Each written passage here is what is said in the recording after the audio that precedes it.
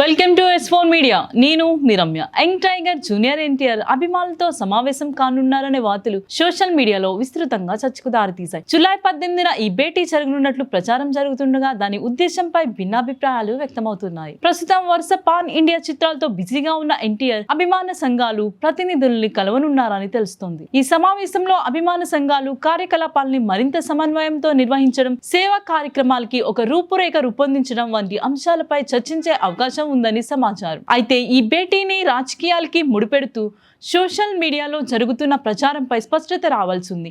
అందుబాటులో ఉన్న సమాచారం ప్రకారం కొత్త రాజకీయ పార్టీ ప్రకటన లేదా రాజకీయ రంగ ప్రవేశానికి సంబంధించిన ఎలాంటి అధికారిక ప్రకటన ఇప్పటి వరకు వెలువడలేదు. ఈ సమావేశం అభిమానులతో మమేకం కావడానికి, వారి కార్యకలాపాలని సమన్వయం చేయడానికి మాత్రమేనని ప్రచారం జరుగుతుంది. నందమూరి కుటుంబ వారసుడిగా ఎన్టీఆర్ కు రాజకీయాలపై తరచూ ఊహాగానాలు వినిపిస్తుంటాయి.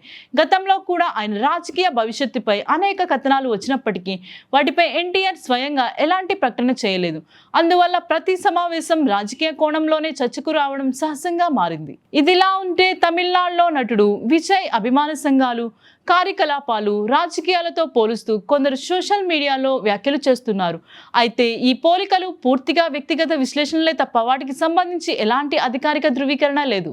జూలై 18న జరిగే సమావేశంలో ఎన్టీఆర్ అభిమానులు ఉద్దేశించి ఏం మాట్లాడుతారు, భవిష్యత్ సేవా కార్యక్రమాలపై ఎలాంటి ప్రణాళిక ప్రకటిస్తారు అనే అంశాలపై అభిమానుల్లో ఆసక్తి నెలకొంది. సమావేశం అనంతరం పూర్తి వివరాలు వెల్లడయ్యే అవకాశం ఉంది.